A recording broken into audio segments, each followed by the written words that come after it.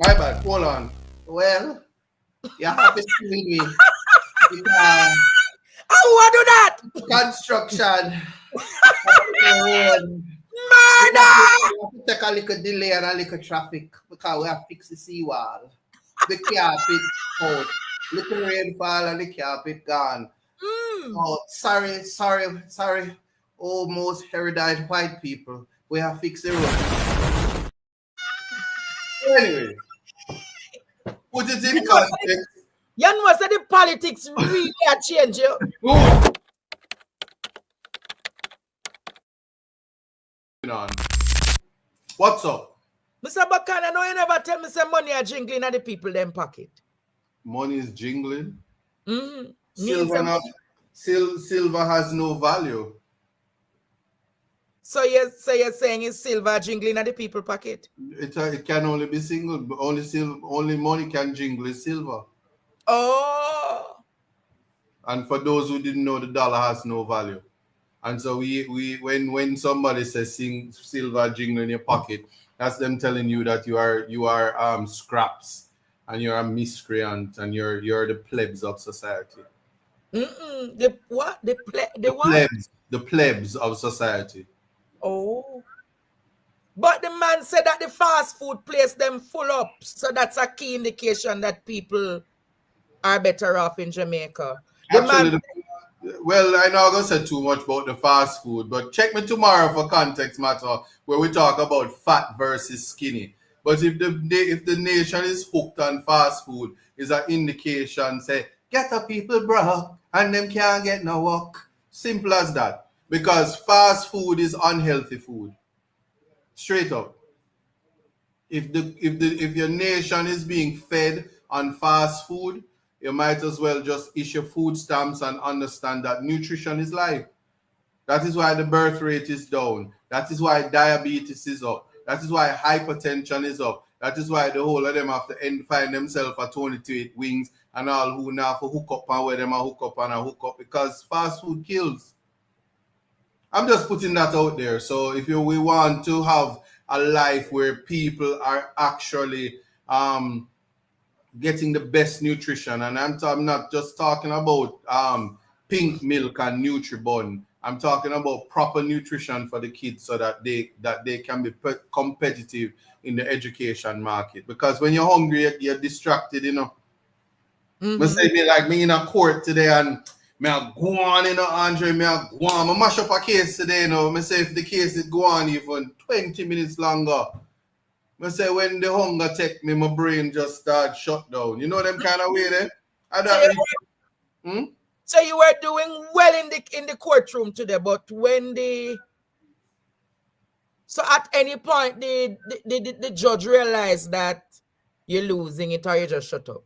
No, the whole I get hungry same time and case done and I win and got me yard. It was this Montego Bay. Yeah, man. Oh, so you win another case today? That's all I do. All I do is win, no matter what. Yeah. Oh. True thing. The matter let me tell you, the matter involved a young man who was accused of a shooting. Identification was an issue. This is one of the cases that I've been carrying with me since I became an attorney. So this young man has no money and he's been put through the justice system for a very long time now. The witness died and they have spent the last 4 years trying to get the death certificate of the alleged witness. It was never forthcoming. I did a matter where I freed some convicts and had their convictions overturned. And many things came from the case. Significant about it is about delay. The delay of justice. Justice delays, justice denied. And so what I'm happy about is the jurisprudence and why it's always important to take constitutional points when doing your matters. So I say to young attorneys, because I can't speak to the ones before me, but the young attorneys should always make it a point of duty that when they get a case, they look for the constitutional violations. Constitution is the most important document in Jamaica, not politicians nor the government. It is the Constitution. It reins them in, hold them by them weave, and rein them in. So what was good is that I raised the delay point, and the judge said, this not passing today. Roma put up or shut up. Crown put up and had to shut up. Case done, just like that. So I'm very happy about that. Crave your indulgence. So question. 1 second, please. Emergency. Interesting. You hear what I'm saying? The Constitution is bigger than even the parliamentarian and the government. So when the Constitution speaks, all he had to do was to show the evidence to the judge to say, my lady or my lord, here are the evidence, here are the situations that are presented, and as such, we have to make this matter be expedited. And yeah, it has been done. Interesting. But you know, Isat, before you move on, and that is one of the reasons why I tell you I have the greatest respect for Mr. Wildman. Hugh Wildman? Hugh Wildman doesn't get the respect that he needs when it comes to mounting constitutional challenges, but I have the greatest respect for him because he has been developing this point for some time now, and it is a very effective tool. This is not one of those cases where you highlight it in the media because they have more things to talk about, like that horrible candidate down in Portland Eastern, Eastern Portland Eastern, guy that's making waves and the fireworks and all of those things, and really down there with the people and all of that. That's the news item. So really what's happening in the court system is not really traversed as much. But we must not forget the lives and the freedom of our citizens are always being attacked, and we have to ensure that it is protected. And that's what the judges are there for.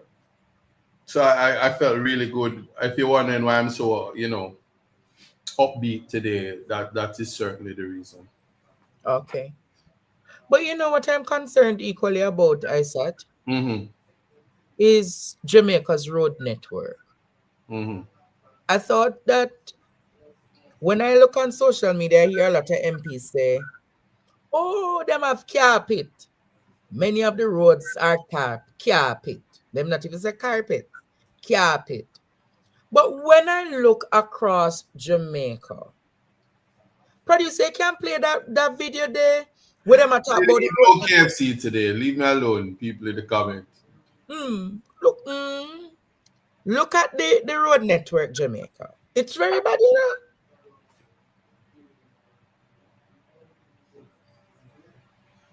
Friday's traffic leading to and from Lucy Hanover was the worst in months, triggering renewed calls for the authorities to find a solution to the problem. TVJ News obtained a video from a tourist couple who were stuck in traffic for hours. It took us 4 hours to get from the airport to here, which was longer than my flight from Toronto, Canada to here. The situation is not new. In fact, it's an issue residents have complained about for years. But Friday's gridlock has left a bitter taste in the mouth of some tourists. It was 4 hours on a bumpy road. The road conditions were just... If you want people to come back to Negril and to come to Jamaica and enjoy everything you have, then you have to build infrastructure. And the roads to get here make you think twice about coming back. Road patching aimed at addressing the problem seemed to have made a bad situation worse. We put the issue to Minister with Responsibility for Works, Robert Morgan. The road in Lucy, there's no real alternative route or alternate route there.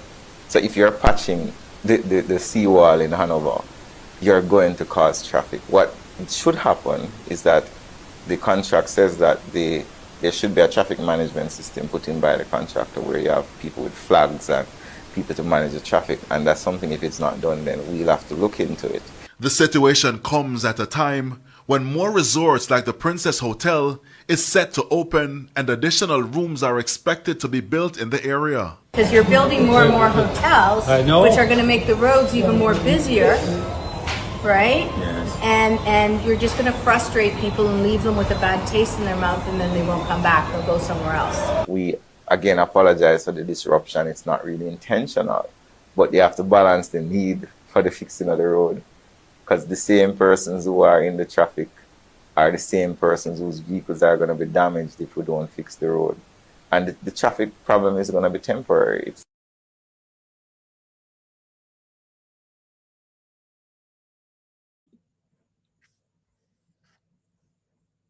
What him saying? You hear that? This government had almost 9 years. Are you aware that this government, February next year makes fully 9 years that this government is in power?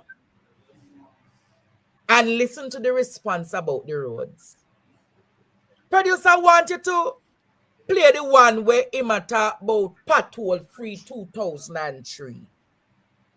Play what was his response. The piece of CVM one where the lady in the blue. Look for that one. Facing mounting criticisms over the state of Jamaica's roads, Prime Minister Andrew Holness addressed Parliament, giving an update on a nationwide road improvement initiative set to kick off next month. He also took the opportunity to hit back at the opposition, attributing the deteriorating infrastructure to years of neglect. Our reporter Ramon Gordon has more. Prime Minister Andrew Holness is pushing back against critics who question his administration's handling of Jamaica's deteriorating road infrastructure. Addressing Parliament on Tuesday, Holness gave a key update on his Shared Prosperity Through Accelerated Improvement to Our Road Network Spark program, set to begin sweeping infrastructure works nationwide starting December. 60 main roads and approximately 600 priority roads have been identified. For all the Jamaicans who are very frustrated about their roads, we hear you. But the real cause is that Jamaica's infrastructure has aged without any systematic investment in the maintenance of the infrastructure. It wasn't done because you did not elect governments that could create the proper economic management of the resources of the country. Responding to recent protests, Holness acknowledged frustrations. However, he took pointed aim at the opposition, calling out what he perceives as decades of neglect. It's one thing to come and make a political point about roads. It is another thing to be able to do something about it. We have seen politicians come and pontificate and make promises about roads. Pothole free by 2003. Mr. Speaker, we are here in 2024, and the people who made that promise then are the same people who are coming now to complain. Why didn't they make Jamaica pothole free in 2003? The Prime Minister's Spark program, fully funded by the government, is set to become one of the country's most significant road improvement projects, second in cost, only to the Southern Coastal Highway project. The opposition's spokesperson on Transport and Works remains unimpressed, citing deflections and lingering questions. You know, the Prime Minister came here with a lot of vim and vigor to hold others accountable for the failure of his own administration. The Prime Minister has announced that the spark will start the middle of December. We still have not heard which contractor has the contract been awarded to. The debate comes as Tropical Storm Raphael recently wreaked havoc on at least 58 roads nationwide, especially in St. Catherine, where severe flooding and landslides blocked key routes. preliminary damage estimates are around $647 million, with $311 million set aside for urgent repairs. Ramon Gordon for CVM News. Mr. Buchanan. Yeah. Why you and Mark Golding never in the parliament 2003, you know. And when Mark Golding come in a parliament in Jamaica, about 2011, 2012. So, how come him a blame Marky G, Bo Patrol and Bad Road in the country? Mr. Buchanan, you have a response to him? No, so here's the thing. The media controls the narrative. Yes? People have to go. Well, people, I'm not going to use the nonsense about right-thinking Jamaicans and all of that nonsense. The media controls the narrative, and there is no journalism per se that put things into context necessary. I mean, people go to Partner Draw TV and they learn as they go. Will Rattigan and the bloggers generally put things into context. So wait, you're saying the bloggers doing the work of the journalists? Yeah, we have moved away from that, and that's why they have their social media warriors who try to push narratives that are, and sometimes they put out fake news and they carry on. And the good thing about it is that people kind of wise up and they check. So when things are said, because here's a fact that people cannot change. In 2003, that prime minister was around. Whether it be opposition, whether he was around.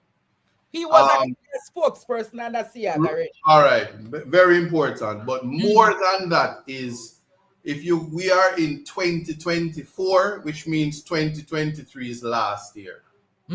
Which means there has been 21 years ago.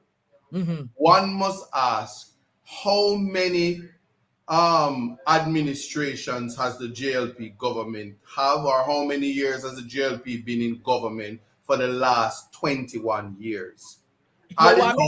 You want me answer that? You can answer that, but I can tell you this. 4 is so much. 13 out of the 21 years. All right, there you have it. 13 out of the 21 years. I'm glad you remind me. Isat, who recall the program called J-Dip?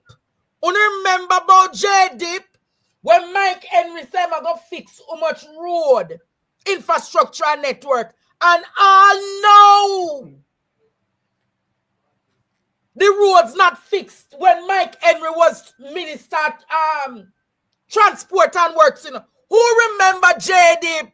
Yeah, as in just dipping at the pocket, dipping at the public funds, and don't do nothing. That's what that did mean. But what is happening now, and this is it, even as we are having this conversation, and note the tone of the erudite minister. Wait a minute. Who's the erudite minister? The one that was speaking so eloquently a while ago when the white people said the roads are horrible, I'll never come back. That garbage of a road, that bumpy road almost damaged my skin. And then the man said, well, I have to see where we... Oh, my bad. Hold on. Well, you have to see with me. How do I do that? Construction. Murder! We have to take a little delay and a little traffic because we have to fix the seawall. The carpet out. Little rainfall and the carpet gone. Oh, sorry. Oh, most erudite white people. We have fixed the road. Anyway, put it in context.